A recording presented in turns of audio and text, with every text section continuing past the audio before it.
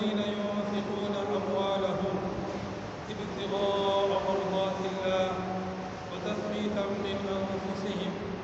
كمثل جنة بربوة أصابها وابل فآتت أكلها ضعفين فإن لم يصبها وابل فطل والله بما تعملون بصير. سورۃ البقرہ کی آیت نمبر 265 تلاوت کی گئی. ارشاد ہے اور مثال ان لوگوں کی جو خرچ کرتے ہیں اپنے مالوں کو اللہ کی رضا جوئی کے لیے اور نفسوں کو پختہ کرنے کے لیے. ایسی مثال ہے جیسے ایک باغ ہو کسی ٹیلے پر جس کو پہنچ جائے زوردار بارش، پھر وہ دگنا پھل لایا ہو. بس اگر زوردار بارش نہ پہنچی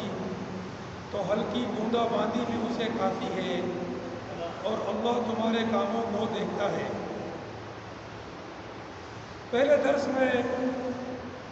ان لوگوں کی مثال جو کہ اپنے صدقے کو ضائع کر دیتے ہیں یا تو ریاکاری کی وجہ سے یا احسان جتلانے اور تکلیف دینے کی وجہ سے، کہ گویا کہ ایک صاف چٹیل پتھر اس پہ مٹی ہو اور جو ہے اس پر زوردار مینا برسا اور وہ صاف چٹیل پتھر ہو گیا. اگر ایسی مٹی میں کوئی بیج ڈالے گا تو کوئی فائدہ نہیں ہوگا. اب ان لوگوں کی مثال جو اللہ کی رضا کے لیے خرچ کرتے ہیں، اپنے مالوں کو اللہ کی رضا جوئی کے لیے اور نفسوں کو پختہ کرنے کے لیے، کہ نفس بھی پختہ ہو جائے، بخل اور کنجوسی اور لالچ اس سے دور ہو جائے اور نفس جو ہے وہ اللہ کی راستے میں خرچ کرنے کے لیے پختہ اور جو ہے وہ عادی ہو جائے. تو جب وہ اللہ کی رضا کے لیے خرچ کرتے ہیں اور نفسوں کو پختہ کرنے کے لیے خرچ کرتے ہیں، یعنی مقصد اللہ ہی کی رضا ہے، تو اس کی مثال ایسے جیسے باغ ہو کسی ٹیلے پر ہو. کمثل جنۃ بربوہ، تو جب ٹیلے پر باغ ہوگا تو ایسا باغ جو ہوتا ہے وہ آب و ہوا، ایسی آب و ہوا جو ہے وہ باغ کے لیے نہایت مناسب ہوتی ہے. وہ کسی ٹیلے پر ہو، ٹھیک ہے، اور پھر اس کو جو ہے مینا زوردار لگا اور اس کا جو پھل آیا، پیداوار جو آئی وہ دگنی آئی. تو جو اللہ سبحانہ و تعالیٰ کی رضا کے لیے خرچ کرتا ہے اس کی مثال جو اور یعنی اپنے نفس کو صحیح کرنے کے لیے اللہ کی راستے میں خرچ کرتا ہے، اللہ کی رضا کے لیے اس کے حکم کے مطابق خرچ کرتا ہے، تو گویا اس نے اپنی پیداوار کو جو ایک باغ ہے جو اونچے ٹیلے پر ہے، اب اس پر بینا برسا زوردار کا، اس کا پھل جو ہے وہ دگنا آ گیا. تو ایسے لوگوں کی جو پیداوار ہوگی، ایسے لوگوں کا جو ثواب ہوگا وہ ضائع نہیں ہوگا بلکہ دگنا ہوگا. اور اگر اس کو زوردار بینا نہیں برسا تو بوندا باندے بھی اس کے لیے کافی ہو جاتی. وہ ایسی مناسب جگہ پر موجود ہے کہ جب اس پر زور کا بینا برسا تو دگنا پھل لے کر آ گیا، اور اگر زوردار بینا نہیں برسا، بوندا باندی بھی ہوتی ہے تو وہ بھی اس کے لیے کافی ہے، اس کی پیداوار جو ہے وہ صحیح ہے. اور اللہ پاک تمہارے کاموں کو دیکھتا ہے، وہ جانتا ہے کہ کون اس کے راستے میں خرچ کرتا ہے، کون اس کے راستے میں خرچ نہیں کرتا، کون اس کے راستے میں خرچ کرتا ہے لیکن اس کے احکامات کے مطابق خرچ نہیں کرتا، کون اس کے احکامات کے مطابق خرچ کرتا ہے، کون اس کے راستے میں خرچ کرتا ہے لیکن خرچ کر کے پھر جو ہے وہ دکھلاوے کی نیت ہے، نیت خالص نہیں ہے. کس کی نیت جو ہے وہ خالص ہے، اور کون جو ہے وہ خرچ کر کے پھر اس کو احسان جتا کر یا تکلیف دے کر ضائع کر دیتا ہے، اور کون ضائع نہیں کرتا؟ اللہ پاک ان تمام چیزوں کو دیکھتا ہے۔ اور جب ہر چیز صحیح ہوگی، اخلاص بھی ہوگا، اللہ کی رضا مقصد ہے، تکلیف اور احسان جتانا بھی نہیں ہے، اور ریاکاری بھی نہیں ہے، ان تمام چیزوں سے پاک ہے، پھر جو ہے جو وہ خرچ کرے گا، پھر چاہے وہ خرچ کرنے میں وہ کم ہو یا زیادہ ہو، زوردار مینا بر سے یا بودا ماندی ہو، اس کا اخلاص تو ہے، لیکن اخلاص میں بھی جو ہے وہ مختلف درجات ہیں، اونچے درجے کا ہو، درمیانے درجے کا ہو، لیکن اخلاص اگر ہے، اللہ کی رضا ہی مطلوب ہے، کوئی اور چیز مطلوب نہیں ہے، تو بہر صورت وہ کامیاب ہوگا، بہر صورت وہ کامیاب ہوگا، چاہے کم خرچ کرے چاہے زیادہ خرچ کرے۔ اور پھر اس کے اندر اخلاص کس لیول کا ہے؟ ایک تو انبیاء کا اخلاص ہوتا ہے، اب علیہم الصلوۃ والسلام، پھر جو ہے صحابہ کا اخلاص تھا، پھر جو ہے ان کے بعد لوگوں کے درجات ہیں، لیکن اخلاص ہے،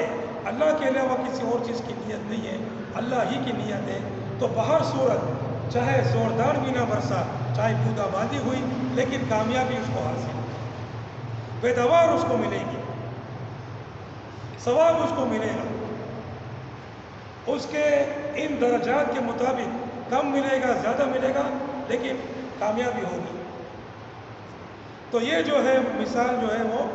ان لوگوں کی ہے جو اللہ کی رضا کے لیے خرچ کرتے ہیں۔ آگے ارشاد فرمایا، اَيَوَدُّ أَحَدُكُمْ أَن تَكُونَ لَهُ جَنَّةٌ مِّن نَخِيلٍ وَأَعْنَابٍ تَجْرِي مِن تَحْتِهَا الْأَنْهَارُ لَهُ فِيهَا مِن كُلِّ الثَّمَرَاتِ فَأَصَابَهُ الْكِبَرُ وَلَهُ ذُرِّيَّةٌ ضُعَفَاءُ فَأَصَابَهَا إِعْصَارٌ فِيهِ نَارٌ فَاحْتَرَقَتْ كَذَلِكَ يُبَيِّنُ اللَّهُ لَكُمُ الْآيَاتِ لَعَلَّكُمْ تَتَفَكَّرُونَ۔ ارشاد ہے کہ کیا تم کو یہ بات پسند ہے، کیا تم میں سے کسی کو یہ بات پسند ہے کہ اس کا ایک باغ ہو کھجوروں کا اور انگوروں کا، اور اس کے نیچے جاری ہو نہریں، اور اس میں اس کے لیے ہر طرح کے پھل ہوں، اور اس کو بڑھاپا آ جائے، اور اس کی اولاد ضعیف ہو، اور پھر جو ہے اس باغ کو پہنچ گئی سخت تیز آندھی جس میں آگ ہو، سو وہ باغ جل جائے، ایسے ہی اللہ تعالیٰ بیان فرماتا ہے تمہارے لیے آیات تاکہ تم فکر کرو۔ اب جو ہے دوبارہ ان لوگوں کی مثال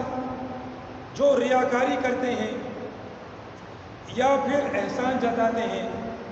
اور تکلیف دیتے ہیں، تو ان کا جو عمل ہے وہ کیسے برباد ہوتا ہے کہ گویا ایک شخص ہے،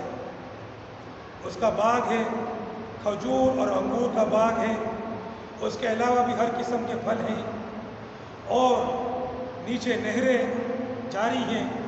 یعنی نہایت عمدہ باغ، پھل بھی ہر قسم کے، اور کھجور اور انگور اس کے علاوہ دوسرے قسم کے پھل بھی ہیں، نہریں بھی جاری ہیں، اور پھر بڑھاپا بھی آ چکا ہے، اس کو جوانی بھی نہیں ہے، اور اولاد جو ہے وہ کمزور ہے، اولاد بھی جوان اور توانا اور طاقتور نہیں ہے کہ چلو باغ کے علاوہ کوئی اور سہارا بھی ہے بظاہر، اور خود بھی پورا ہو گیا ہے کہ خود بھی کمانے کے لائق نہیں ہے، تو بظاہر اس کی جو اسباب کی دنیا میں جو ٹوٹل اس کی جمع پونجی ہے، اس کا سہارا ہے، وہ یہ باغ ہے، اور باغ بھی کیسا عمدہ باغ، کھجور کے درخت ہیں، انگور کے درخت ہیں، اور بھی دوسرے قسم کے پھل ہیں، اور نہریں جاری ہیں، مگر کیا ہوتا ہے کہ ایک تیز آندھی آتی ہے جس میں بگولا ہوتا ہے، اور اس کو لگتی ہے، اور پورا باغ جو ہے جل کے خاکستر ہو جاتا ہے۔ تو یہ ان لوگوں کی مثال ہے، اللہ پاک بیان کرتا ہے کہ تم غور و فکر کرو کہ انہوں نے صدقات کیے، خیرات کیے، اور جب آخرت کا وقت آیا، قیامت حساب کتاب کا دن ہے، اب نہ اولاد کام آئے گی، نہ کوئی رشتہ دار کام آئیں گے، نہ کوئی اور ذریعہ ہے، کوئی بھی نہیں ہے، صرف یہی اعمال ہیں جو اس کے ساتھ ہیں۔ لیکن اس اعمال کو اللہ پاک اس کی ریاکاری کی وجہ سے یا اس کے احسان جتانے کی وجہ سے، اس کے لوگوں کو تکلیف دینے کی وجہ سے، جو دوسری اس قسم کی چیزیں ہیں جس سے اعمال جو ہے برباد ہو جاتے ہیں، اللہ پاک نے گویا اس پر ایک آندھی چلا دی اس کے اعمال پر، اور وہ سب کے سب ایک سخت ضرورت کے وقت، جبکہ ان اعمال کے علاوہ کوئی اور راستہ ہے بھی نہیں، اللہ پاک نے ان اعمال کو دکھا دیا کہ وہ سب اعمال برباد ہیں۔ تو یہ جو اللہ پاک مثالیں بیان کرتا ہے، تو اللہ پاک میرے بھائیوں، اللہ پاک کے یہاں اعمال وہ قیمتی ہیں جو اس کے حکم کے مطابق ہو، اس کے جو نبی اکرم صلی اللہ علیہ وسلم، اس کے نبی آخر نبی نے جو شریعت بھیجی ہے اس کی شریعت کے مطابق ہوں اور اسی کی رضا کے لیے ہوں، اخلاص کے ساتھ، اور پھر ان اعمال کو حقوق العباد کے ضائع کرنے کی وجہ سے ان اعمال کو برباد بھی نہ کریں۔ صدقہ دے دیا مگر اس کو تکلیف دے رہا ہے، وہ صدقہ برباد ہو گیا۔ احسان جتا رہا ہے، وہ صدقہ برباد ہو گیا۔ اخلاص نہیں ہے، ریاکاری ہے، وہ صدقہ برباد ہو گیا۔ اچھا دوسری بات بتاؤں، چلو صدقہ خیرات کسی اور کو کیا لیکن تکلیف کسی اور کو پہنچائی، تو ظاہر قیامت میں تو یہی ہوگا کہ حقوق العباد میں جب بندوں کو وہ تکلیف دے گا اور دنیا میں اس تکلیف کا اگر اس نے خمیازہ نہیں بھگتا، اس کا بدلہ نہیں دیا، اس کو جھکایا، اس کو یعنی نپٹا کر ختم نہیں کیا، تو قیامت میں اس کے نیک اعمال اس کو دے دیے جائیں گے۔ تو وہی ہوا، چاہے اس آدمی کو تکلیف پہنچائے جس پر احسان کیا، یا کسی اور کو پہنچائے، کسی اور کا حق ضائع کیا، کسی اور کو گالی دی، کسی اور پر تانا مارا، کسی اور کی غیبت کی، کسی کی بہتان تراشی کی، کسی کو ستایا، تنگ کیا ہے، بہت سارے، کسی کا پیسہ کھا لیا، کسی کو قرض لے کر اس کو واپس ادا نہیں کیا، کسی کا اور طریقے سے دل دکھایا، ہاں، تو وہ اس کے نیک اعمال اس کو دے دیے جائیں گے، گویا کہ ایک آندھی آ گئی اور اس کے اعمال برباد ہو گئے۔ تو میرے بھائیو، اللہ کے یہاں اگر اعمال صحیح طریقے سے ہوں، اس کے حکم کے مطابق ہوں، اخلاص کے ساتھ ہوں، اور پھر حقوق العباد کو ضائع کرنے کے ذریعے ان کو برباد نہ کیا جائے، پھر یہ اعمال اللہ کے نزدیک بہت قیمتی ہیں۔ پھر یہ اعمال جو ہیں وہ گویا کہ جو ہے اس کے سامنے 700 گنا، بلکہ اس سے بھی جتنا اللہ پاک اس کو زیادہ بڑھائے گا، ملٹیپلائی کرے گا، وہ ملٹیپلائی ہو کے اس کے سامنے آ جائے گا۔ لیکن اگر برباد کر دیا تو یہی اعمال برباد ہو جائے گا۔ تو میرے بھائیو، اللہ پاک ہمیں اپنے عبادت کرنے کی توفیق عطا فرمائے، اپنے